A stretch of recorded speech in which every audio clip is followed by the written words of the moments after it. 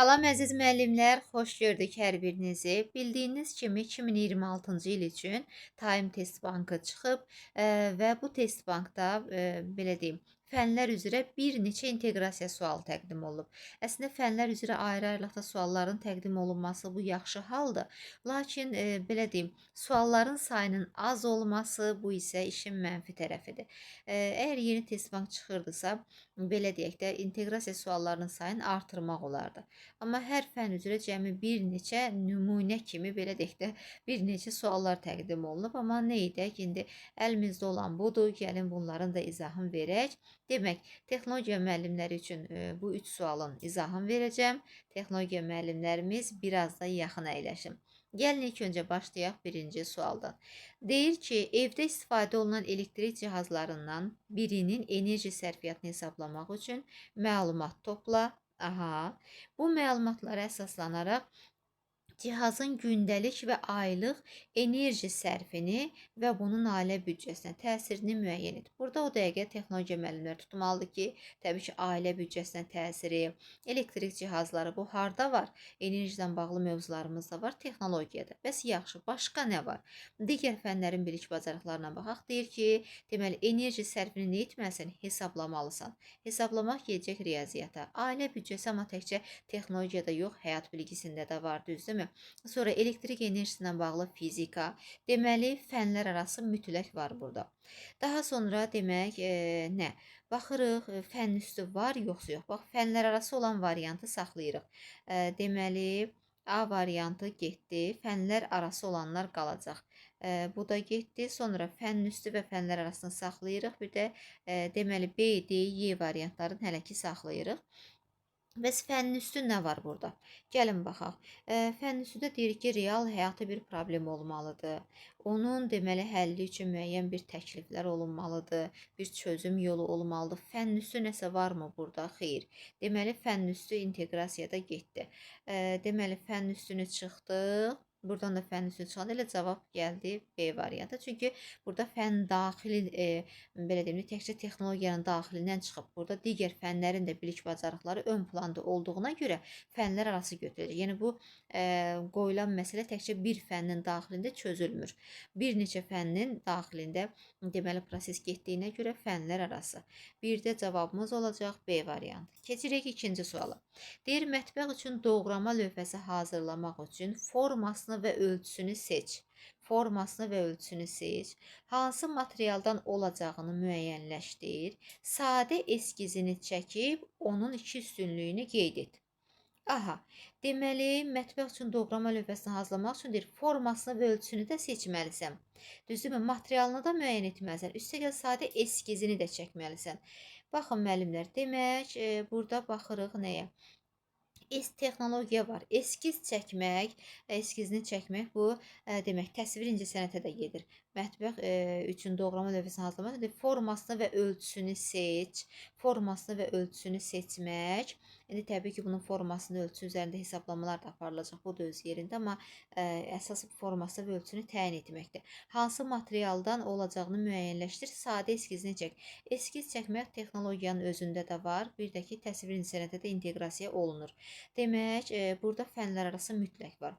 Bəs yaxşı, fənn üstünün adını çəkə bilmərik, çünki onunla bağlı heç bir məqam yoxdur. Bəs yaxşı, fənn daxili var yoxsa yox? Bəli, fənn daxili də var. Niyə? Texnologiya müəllimləri bilir ki, demək, texnologiyanın 4 məzmun xətti var. Emal texnologiyası, texnika elementləri, məişət mədəniyyəti, bir də qrafika. Eskizini çəkmək 4-cü məzmun xəttidir. Bir də ki, müəllimlər, materialını müəyyən etmək. Bu da emal texnologiyasıdır.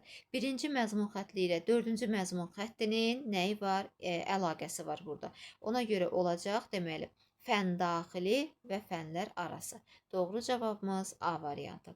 Keçirik üçüncü suala. Şagirdlərdən biri sinif otağında stulların deyir ki, bəzilərində boşluq olduğunu görür. Aha, o bu stullarda balaca şagirdlərin də əyləşdikdə yıxıla biləcəyini nəzərə alıb stulları təmir edir. Nə gözəl.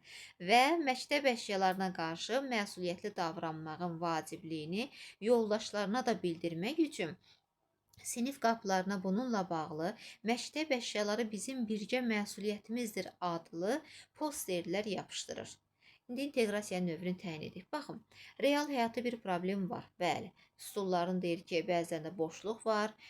Bunu nə ediblər? Deməli deyir ki, nəzərə alıb məktəb əşyalarına qarşı məsuliyyətli davranmaq. Yəni birincisi deməli stullar təmir olunub.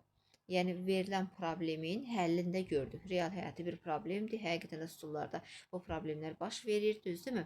Və həlli də çözülüb. Fənn üstü inteqrasiya mütləq var. Deməli, fənn üstü olanı B-ni çıxırıq, çünki fənn üstü verməyib orada. Fənn daxili deməli D-də getdi, Y-də isə deməli fənn daxili, fənn arası, fənn üstü. İndi gəlin bu variantlardan çıxış eləyəcəyik. Fənn üstü mütləq var müəllimlər.